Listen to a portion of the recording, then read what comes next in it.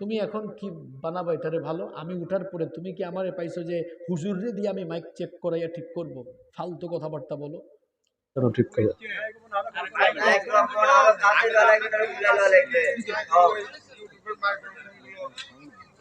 বুঝি নাই।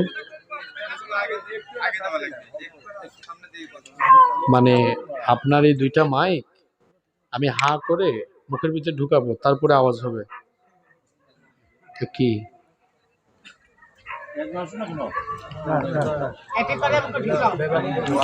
এখানে ইউটিউবার আসছে কয়জন?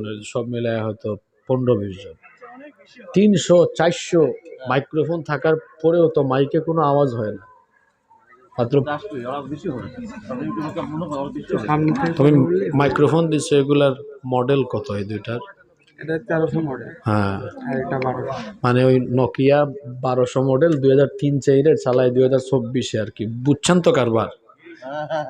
ব্যাককলার তার নিজের দোষ চাপাই দিতেছে ইউটিউবারের উপরে। তোমার থেকে তো ইউটিউবারদের মাইক্রোফোন, এই যে এটা কোন ইউটিউবারের জানি না, এটা তো অনেক দামি মাইক্রোফোন, তুমি এগুলা নিয়ে ইউজ করবা। তুমি 2024 সালে আইসা ওই যে কিছু বেন্দা মোবাইল ছিল না, ওইটা মারতেছে আর কি। আর ও তার নিজের দোষ চাপাই দিচ্ছে ইউটিউবার। কি ইউটিউবার ভাইরা ঠিক আছে না? যাও, তোমার মাইকার ঠিক হবে না, এখানে আরো সময় নষ্ট হবে। যতটুকু আছে সবর করেন, এটা ব্যবস্থাপনার মধ্যে অদক্ষতা আছে, আর কিছুই না। এখন আপনারা চিল্লাইলে মাঝখান দিয়ে সময় নষ্ট হবে। ও চাইলেও এর চেয়ে ভালো সাউন্ডার এখন দিতে পারবে না। ও মাহফিলও শেষ করলো, মাঝখান দিয়ে আমারেও শেষ করলো। কোরআনের ছাত্র হতে পারে কি সৌভাগ্যের ব্যাপার নয়? কিয়ামতে যদি আল্লাহকে বলি, আল্লাহ আমি কোরআনের ছাত্র ছিলাম, আমি তোমার কোরআন চর্চা করেছি। ভাইরা আমি খুব মেজাজি মানুষ, তোমাদের দুটা পা ধরলাম, যেমনি আছে এমনি রাখো। তুমি এখন কি বানাবা এটারে ভালো? আমি উঠার পরে তুমি কি আমারে পাইছো যে হুজুররে দিয়ে আমি মাইক চেক করাইয়া ঠিক করব? ফালতু কথাবার্তা বলো। একটা মাহফিলের মাইক ঠিক হয় প্রধান বক্তা উঠার পরে, না মাহফিল শুরু হওয়ার আগে? বিচারের ভার আমি আপনাদের উপর দিলাম। তো সে আমি কথা বলা শুরু করছি, আমারে বলে আপনি একটু অপেক্ষা করেন, ঠিক করে দিই। আমি তো সবর করে নিলাম, কিছু বলতেছি না। তো তারপরেও আল্লাহুম্মা সাল্লি আলা মুহাম্মাদ ওয়া আলা আলি মুহাম্মাদ কামা সাল্লাইতা আলা ইব্রাহিম ওয়া আলা আলি ইব্রাহিম ইন্নাকা হামিদুম মাজিদ। اللهم بارك على محمد وعلى آل محمد كما باركت على إبراهيم وعلى آل إبراهيم إنك حميد مجيد ربي زدني علما ربي زدني علما رب اشرح لي صدري ويسر لي أمري واحلل عقدة من لساني يفقه قولي سبحانك لا علم لنا إلا ما علمتنا إنك أنت العليم الحكيم صدق الله العظيم।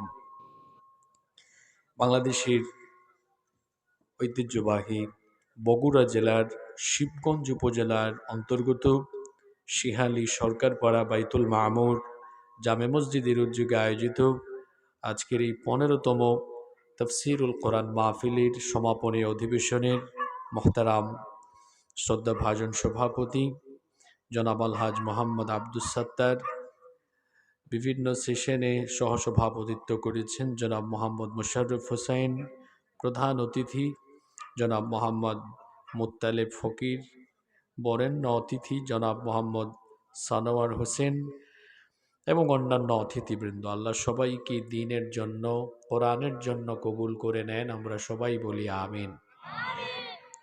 আমার আগে দীর্ঘক্ষণ বক্তব্য রেখেছেন আপনাদের এলাকার কৃতি সন্তান, আপনাদের গৌরব, বিশিষ্ট আলেমে দ্বীন হযরত মাওলানা মোহাম্মদ মাকসুদ আল মাসউদ আজমি।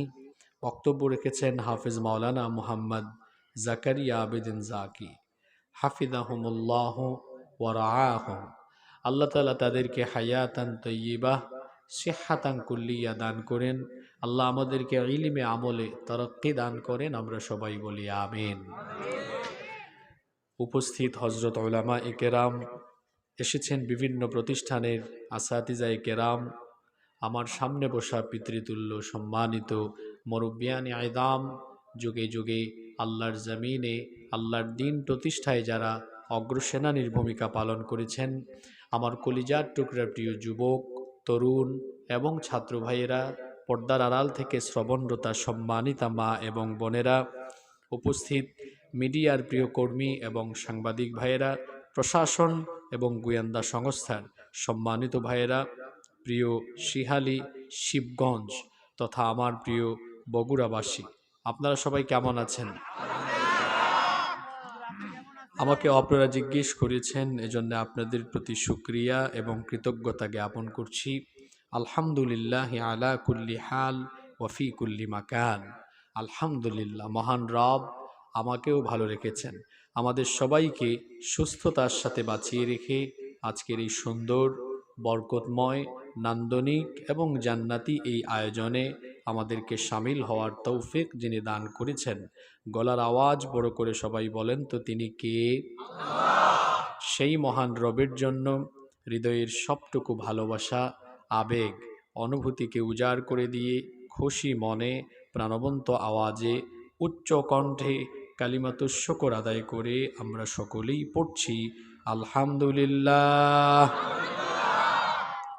দুরুদ এবং সালাম পেশ করছি সর্বকালের, সর্বযুগের সর্বশ্রেষ্ঠ মহামানব নবিয়ুনা ও সাইয়্যিদুনা ও কুদওয়াতুনা মুহাম্মাদুর রাসূলুল্লাহ সাল্লাল্লাহু আলাইহি ওয়াসাল্লামের প্রতি, যাকে আল্লাহ তাআলা রাহমাতাল লিল আলামিন হিসেবে এ ধরার বুকে প্রেরণ করেছেন। আল্লাহুম্মা সাল্লি আলাইহি, আল্লাহুম্মা বারিক আলাইহি। সম্মানিত উপস্থিতি, সময় মানুষের জীবনের অন্যতম গুরুত্বপূর্ণ মূলধন। সময়ের কাঁটা থেমে নেই, সময় দ্রুত চলে যাচ্ছে। সেজন্যে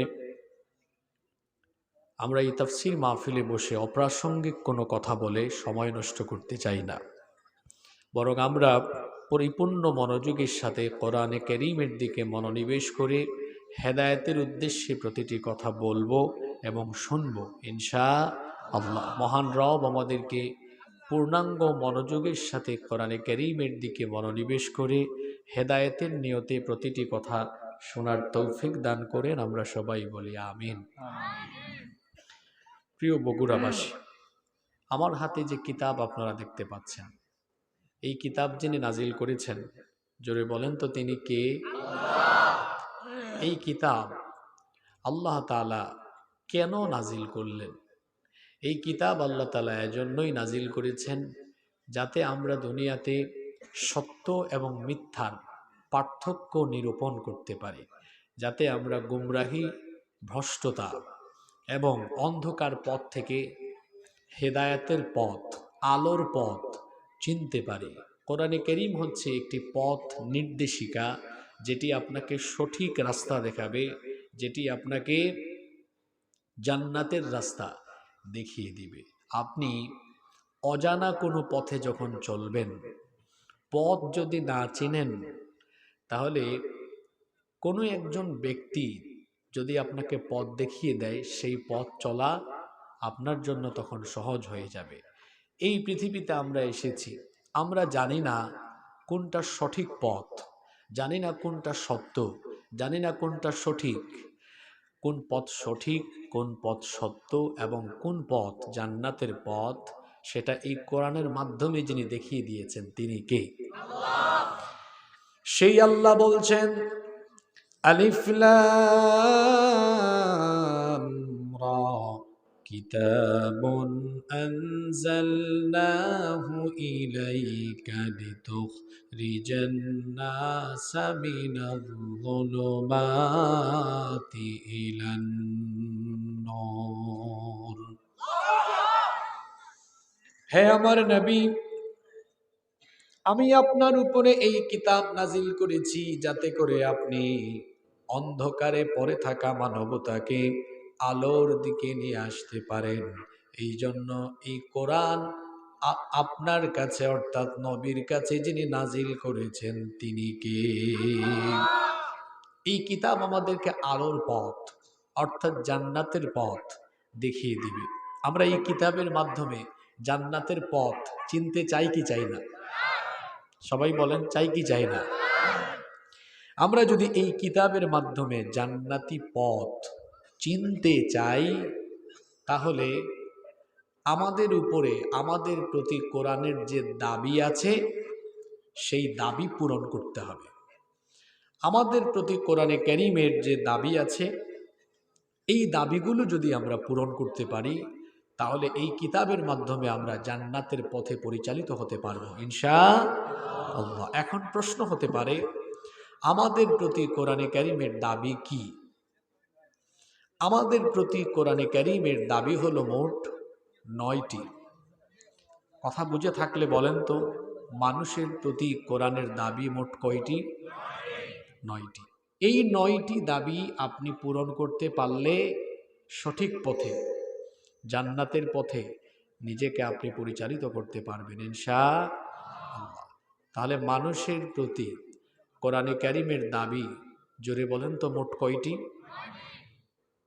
ক্লাসে কিছু বাজে ছাত্র থাকে যারা পরীক্ষায় 00 পায় ফেল করে এরা ক্লাসে আসে এরা কারা এরা ক্লাসে এসে মোবাইল চালায় ক্লাসে এসে অমনোযোগী থাকে অন্যমনস্ক থাকে এজন্য দেখা যায় ক্লাসে থাকা সত্ত্বেও ক্লাস বুঝে না পরীক্ষায় ফেল মারে এরকম ছাত্র আছে না নাই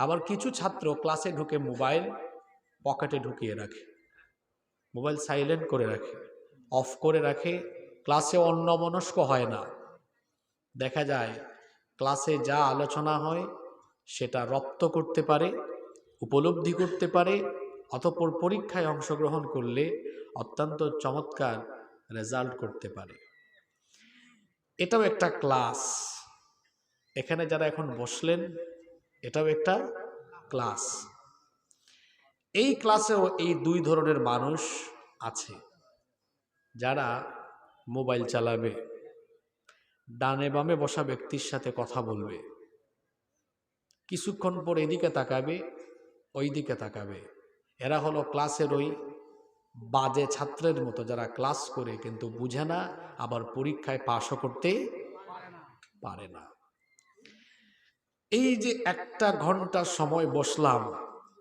যদি আমি কোনো ফায়দা নিতে না পারি তো এই বসার কোনো মূল্য নাই এজন্য আমি আপনাদেরকে অনুরোধ করব খামাখা সময় নষ্ট করবেন না বাড়িতে যাওয়ার পরে আপনার পরিবারের সদস্যরা যদি আপনাকে জিজ্ঞেস করেন যে মাহফিলে গিয়েছিলেন কি জেনে আসলেন অন্তত মোলাখাস সামারি যেন বাড়িতে বলতে পারেন ক্লাসে ওই ভালো ছাত্রের মতো হবেন যে ছাত্র ক্লাসে বসে অন্যমনস্ক হয়নি প্রতিটি কথা শুনেছে রপ্ত করেছে পরীক্ষায় অংশগ্রহণ করে ভালো নাম্বার পেয়েছে আমরা কি ভালো ছাত্রের মতো এখানে বসতে পারবো বলবেন হুজুর আমার বয়স 50 বছর 60 বছর আমারে আপনি ছাত্র বানায় ফেললেন কোরআনের ছাত্র হতে পারাও একটা সৌভাগ্যের ব্যাপার সুবহানাল্লাহ কোরআনের ছাত্র হতে পারে কি সৌভাগ্যের ব্যাপার নয় কিয়ামতে যদি আল্লাহকে বলি আল্লাহ আমি কোরআনের ছাত্র ছিলাম আমি তোমার কোরআন চর্চা করেছি ভাইরা আমি খুব মেজাজি মানুষ তোমাদের দুটা পা ধরলাম যে এমনি আছে এমনি রাখো তুমি এখন কি বানাবো এটারে ভালো আমি উঠার পরে তুমি কি আমারে পাইছো যে হুজুরে দিয়ে আমি মাইক চেক করাইয়া ঠিক করব ফালতু কথাবার্তা বলো একটা মাহফিলের মাইক ঠিক হয় প্রধান বক্তা উঠার পরে না মাহফিল শুরু হওয়ার আগে বিচারের ভার আমি আপনাদের উপর দিলাম জহরের আগে ঠিক করতে হবে। তো সে আমি কথা বলা শুরু করছি, আমারে বলে আপনি একটু অপেক্ষা করুন, আমি ঠিক করে নিই। আমি তো সবর করে নিলাম, কিছু বলতেছি না। তো তারপরেও আর ইউটিউবার ভাইদেরকে বলছি, ইমন সবার নাম্বার নিয়ে নিও, ছবি নিয়ে নিও। তারা কি করে ওই ভিউয়ের ধান্দায় থাম্বনেল লাগাবে। মাইকম্যানকে যেভাবে সতর্ক করলেন এম হাসিবুর রহমান, বললাম কি দিল কি। আমরা হুজুররা বহু বিপদে আছি। আমরা হাঁটার সময় বেশি দ্রুত গতিতে হাঁটলে মানুষ বলে হুজুরের আজকে দাওয়াতের সংখ্যা বেশি আছে। আস্তে আস্তে হাঁটলে বলবে হুজুরটা আজকে বেশি খাইছে। তো কি মুশকিলে পড়লাম, জুড়ে হাঁটতেও পারি না, আস্তে হাঁটতেও পারি না, তো করবোটা কি?